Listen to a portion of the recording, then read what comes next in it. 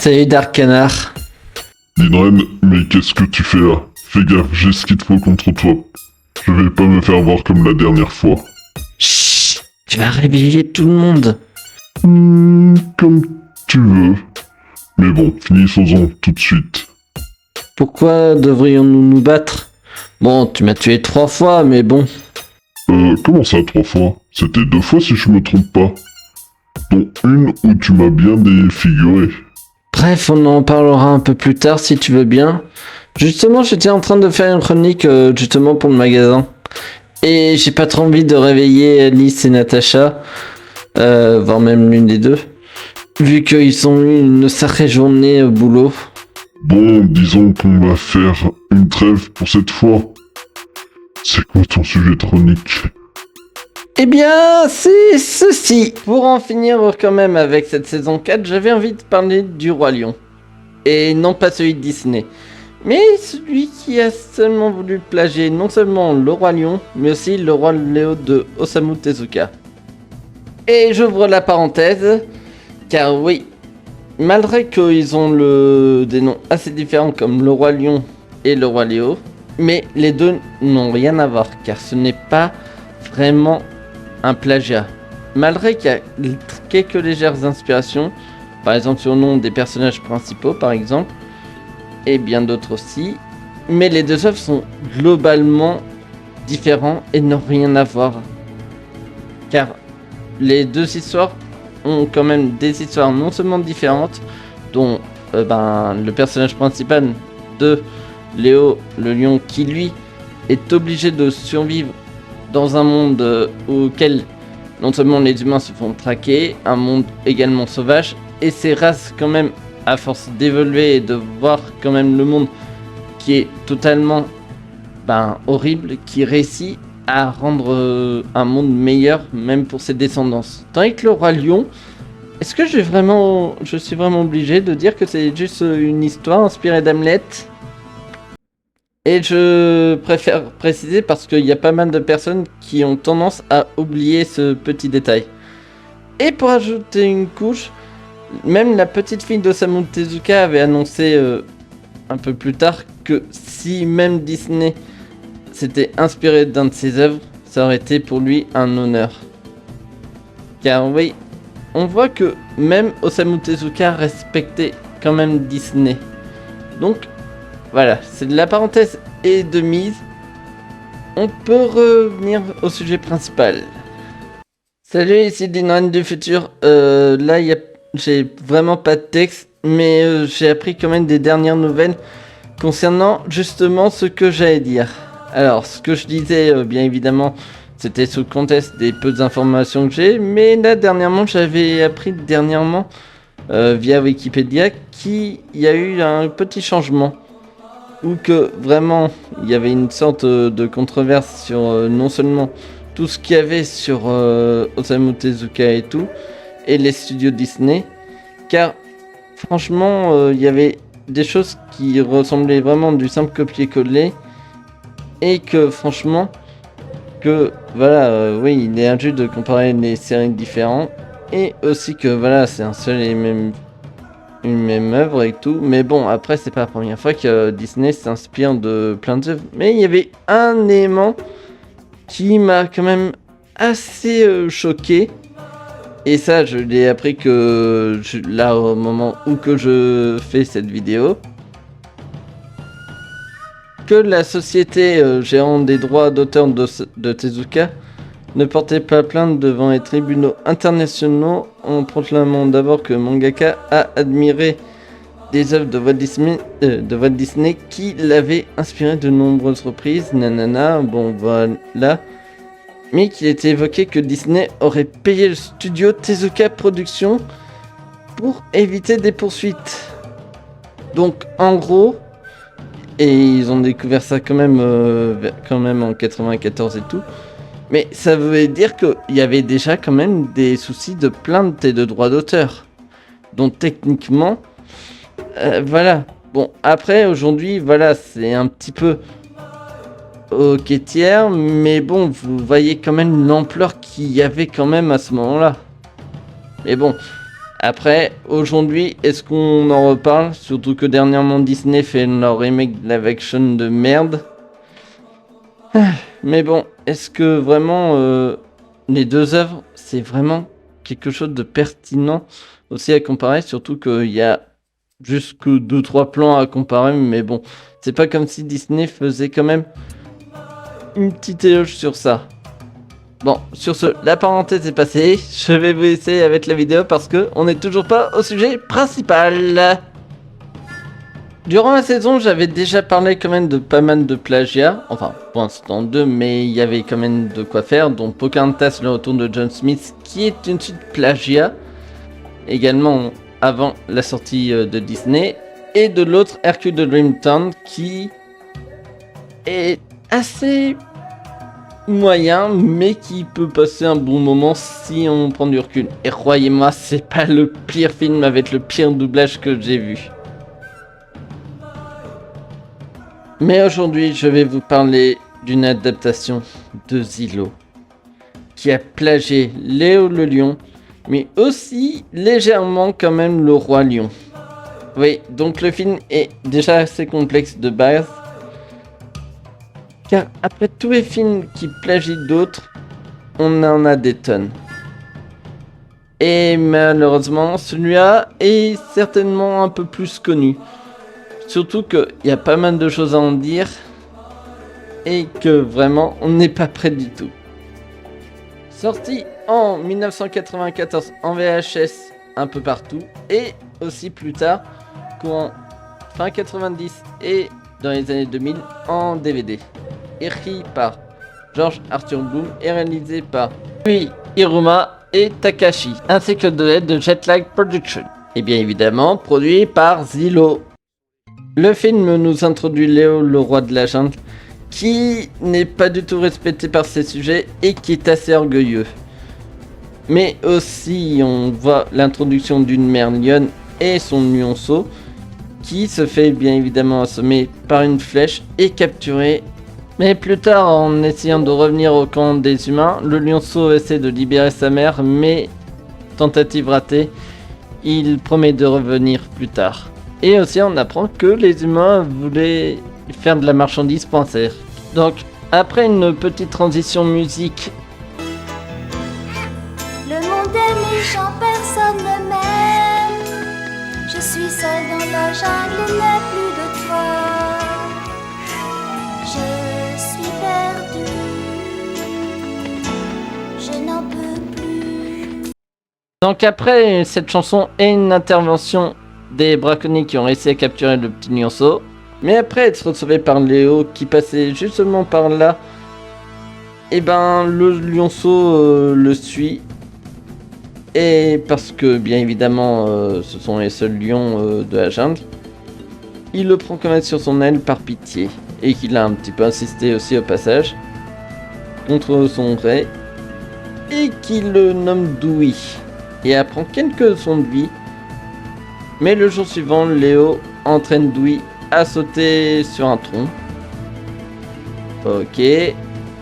Mais oui, c'est clair. Mais après ce dur entraînement, après avoir analysé les lieux des braconniers, Léo essaie de relier toute la jungle pour combattre les braconniers.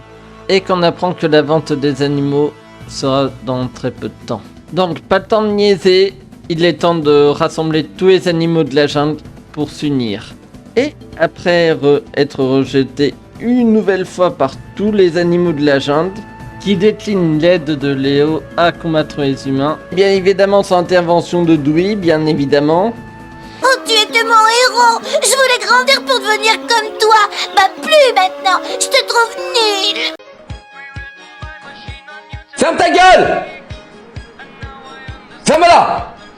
Léo fait des actes de roi qui prend soin de son peuple, littéralement, genre aider les singes, nettoyer l'intérieur des crocodiles.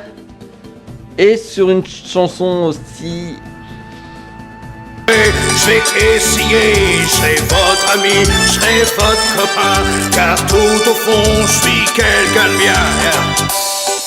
Enfin bref... Après tout ça, toute la jungle se dirige vers la vente d'animaux, qu'il réussisse bien évidemment à libérer tous les animaux avec quelques moments de suspense, et qu'il réussit quand même par contre à capturer tous les humains, sauf un qui était bien caché et presque à viser Léo, mais aussitôt esquivé et bien sûr il se fait capturer comme un con. Mais bon, les animaux sont cléments, ils vont tous les libérer et bien évidemment les faire fuir. C'est normal, hein. On n'a jamais vu ça dans la vraie vie. Bon, les animaux fêtent la victoire, Léo est redevenu le nouveau roi. Et bien évidemment a eu une nouvelle reine comme la mère de Dewey. Enfin, ce qui nous est supposé. Et Dewey est devenu officiellement son fils. Et plus tard, après une ellipse auquel on apprend que non seulement Dewey a bien grandi, et que Léo va pas tarder à laisser sa place à son fils, qui va devenir le nouveau roi de la jungle. Et enfin... Bon, je te laisse, je vais prendre quelque chose à boire dans le frigo. Ok, la cuisine est par là si tu veux.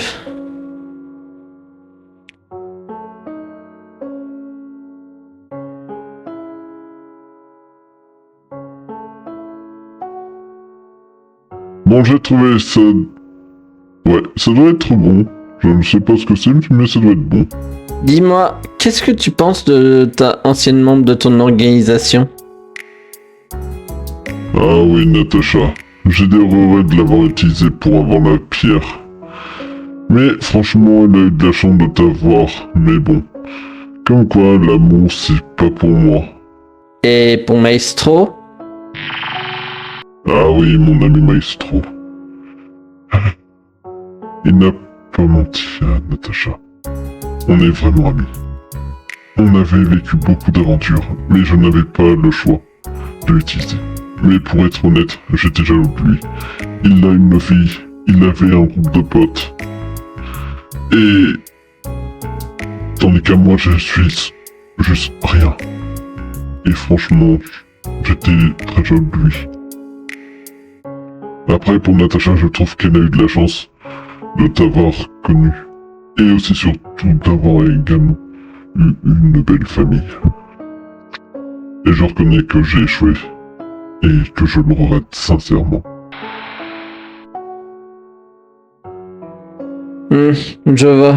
Bon, reprenons Archétyque. Comme vous avez vu, le film a beaucoup de choses à dire. Bon, déjà l'animation est plutôt pas mal, malgré que ce soit un direct en VHS. Mais on voit que l'inspiration des deux formats, qu'ils ont bien plagié Léo le Lion et le Roi Lion directement. Car oui, le côté des humains et des braconnages contre les animaux, ça vient du Roi Léo. On est d'accord. Et aussi, on ressent quand même ce côté humain contre nature, mais on a aussi légèrement un petit côté Roi Lion, mais aussi également Roi Léo aussi, avec le personnage de Dewey qui apprend non seulement avec Léo, qui peut grandir, évoluer et devenir le futur roi de la jungle. Mais j'y pense. C'est une inspiration ou un plagiat au final? Parce que, vu que tu dis à l'instant qu'il y a une légère inspiration des deux, est-ce que c'est vraiment le cas? Étonnamment, tu fais bien de me poser la question, et c'est pas faux de ce que tu viens de dire. Car oui, les détails sont trop nombreux pour dire que c'est une inspiration. Mais perso, ça ne m'a pas dérangé. Car après, comme je dis, les persos restent attachants. Léo est un personnage détestable au début, mais qui devient un vrai leader à la fin. Dewey là, Marek qui l'a un peu forcé un petit peu Léo pour qu'il puisse reprendre en lui-même, mais c'est nécessaire. Et je vais pas vous mentir, il y a parfois des moments dans le visionnage où il m'a un peu gavé. Mais ça n'empêche que ça reste un bon personnage. Car il a réussi à réveiller non seulement Léo, de reprendre son rôle de roi et admettre qu'il a fait des choses assez égoïstes. Là, il fait prendre conscience qu'il est peut-être une meilleure personne en sauvant les animaux des braconniers. Même s'il a forcé un petit peu la main, je dois bien l'avouer, pour être respecté par les autres animaux, parce que même les autres animaux, bordel, c'est sûr et certain, point de vue d'égoïsme, ils sont quand même assez rancuniers. Et oui, Dewey est quand même un jeune lionceau qui a perdu non seulement sa seule famille qui est sa mère, et qui trouve une figure paternelle auprès de Léo. Mais ça passe parce que c'est en partie grâce à lui qu'il a réussi à réunir tout le monde, et qu'aussi à faire face aux dangers des braconniers, et aussi à éviter la vente également à un cirque. D'ailleurs, donc pour répondre à ta question, oui et non, c'est certes légèrement un peu de plagiat, mais je dirais c'est vraiment plus une inspiration qu'autre chose. Les seuls points qu'on peut dire que c'est vraiment un plagiat, c'est juste les détails que j'ai cités précédemment. Mais ça n'empêche que ça reste quand même un bon petit divertissement et que voilà, il y a eu de bonnes idées et aussi un petit hommage. Car qui sait, peut-être que les studios de Zio étaient fans de Léo le Lion et qui voulaient rendre ça hommage malgré qu'ils n'ont pas eu les droits. Mais ça n'empêche que c'est très loin d'être mauvais. Après, les musiques du film, ça passe. Et honnêtement, pour un direct en VHS et DVD, c'est un petit divertissement malgré tout.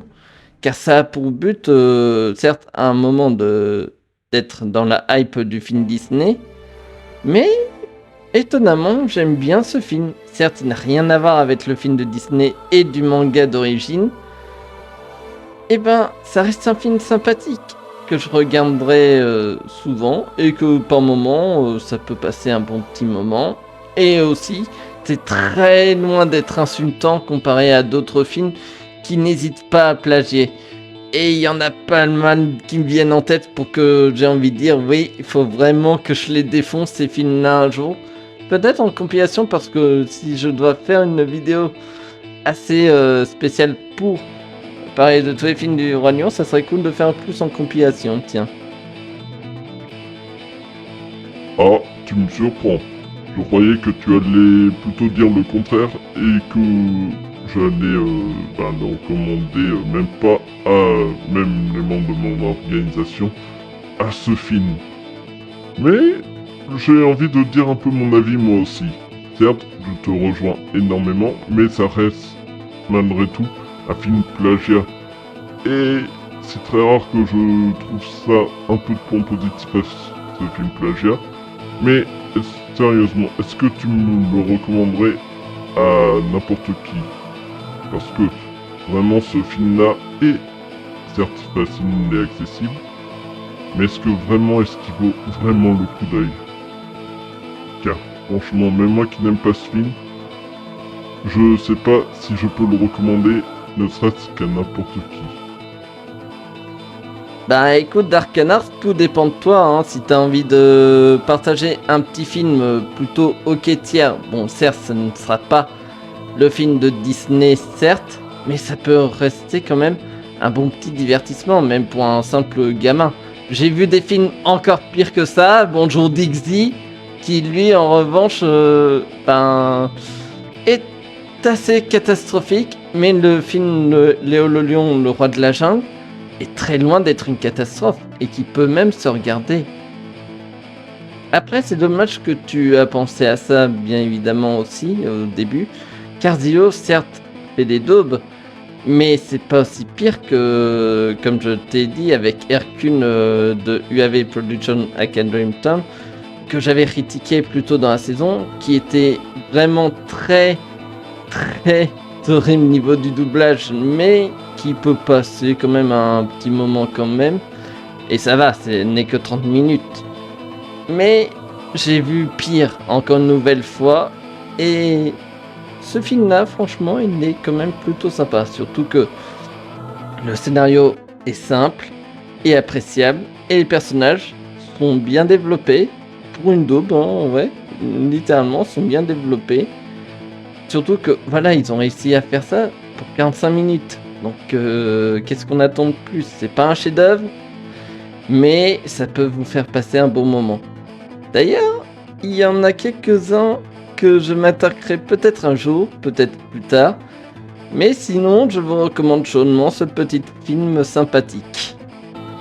Donc au final, tu me le recommandes volontiers alors.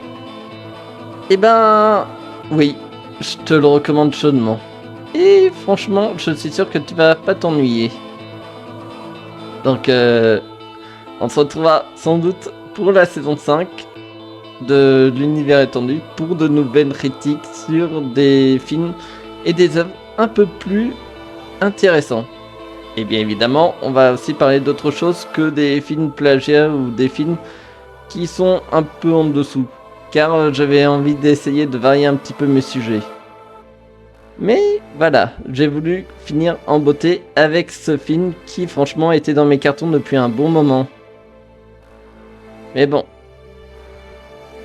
En tout cas, c'était un plaisir de parler de ce film. Et ben voilà, c'était sympa de la faire. Dark Canard. Dinren, comme je te le disais, ce n'était qu'une trêve. La prochaine fois, je serai pas si clément que ça. Pourquoi devrions-nous en arriver là? Surtout que ce moment entre nous était quand même plutôt sympa et ça montrait qu'au fond tu avais un cœur en dehors de cette boule de haine. Ouais, si tu dis. Au revoir. Je comprends. Mais t'es con quoi? Tu avais Dark Canard, le chef de l'organisation, et l'enflure qui m'a torturé pendant 4 milliards d'années, et tu le laisses filer entre tes doigts. T'es vraiment un incompétent mec, hein. Bah écoute Vinox, on avait organisé un plan, moi et les filles, au cas où s'ils venaient, surtout pour prendre les pierres déjà, du moins ce qu'on a. Et donc Alice et Natacha ont suivi discrètement la conversation et aussi mettre un traceur pour potentiellement sauver Maestro. Mais ce que tu ne comprends pas, Zinox, c'est que Dinren a voulu voir si Dark Canard avait un beau fond. Et j'ai tant moi-même essayé ma magie pour voir plus profond de son être. Et effectivement, il y a quelque chose plus profond de lui. Dinren a au moins essayé de faire quelque chose au moins. Et puis, c'était l'idée de Natacha de faire ça. Mais aussi surtout que, voilà, on a vérifié s'il était tout seul. Et oui, il était tout seul. Mais je sais pas pourquoi j'avais l'impression qu'il y avait quelque chose qu'on ne voyait pas. Mais vous êtes sérieux ou quoi là? Vous êtes des bandes de débiles ou quoi là? Si ça se trouve, il nous a tous bernés. Et merde, on aurait pu en finir enfin avec cette histoire. Zinox, écoute, j'ai ressenti que Dark Canard n'est pas vraiment le monstre qu'on pensait. C'est très étrange. Et je sais qu'il y a une chance pour que quelque chose change en lui. Je l'espère, sinon tu verras Dinren. Je serai sans pitié envers lui. Et toi Dinren, vraiment tu fais que poser les problèmes de gauche à droite, toi, sérieux hein. Tu penses pas que t'aurais pu l'achever et tout, mais non, tu le laisses en vie. Donc maintenant on aura, je sais pas pourquoi, mais on aura plus d'emmerde. Donc bien joué mon gamin. Ah, écoute, seul l'avenir nous le dira, Zinox. Alors mon cher ami, vous n'avez pas réussi à aller jusqu'au bout, n'est-ce pas? Dites-moi pourquoi j'ai besoin des pierres, certes, Maestro. Aujourd'hui, il n'est plus comme avant. Mais je sais pas si j'irai jusqu'au bout. Car franchement, vous avez intérêt à m'expliquer tout ça. Et immédiatement. Mais si vous ne faites pas ça, votre être cher sera mort pour rien. Il faut que vous allez le venger. Est-ce qu'il y aurait aimé que je fasse ça? Les pierres vous donneront tout ce que vous voulez, y compris le ramener à la vie. Décidément, vous avez toujours raison. Merci quand même. Mais bon, je sais pas comment je pourrais vivre sans ma sœur Éther. Mais c'est un grand plaisir, mon cher ami. Choquant. Cette photo, c'est votre ami? Ou En modèle, c'est film, c'est fille, et terminé définitivement, mais c'est horrible de faire ça. Bien, écoutez-moi, vous serez mes yeux, mes oreilles, mais je vous donne ce micro qui sera venu à mon bureau et à la police. Et si vous arrivez pas que ce soit, nous interviendrons immédiatement, dès que possible, pour arrêter une bonne fois pour toutes. Bon, nous avons besoin de toi. Et bien évidemment, si tu le veux, tu pourras commencer ta mission dès maintenant.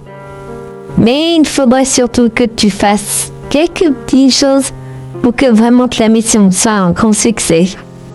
Nous attendrons le temps qu'il faudra. Ça peut durer une semaine, un an, même plusieurs années. Nous resterons aux aiguilles H24. Ça va aller pour toi ?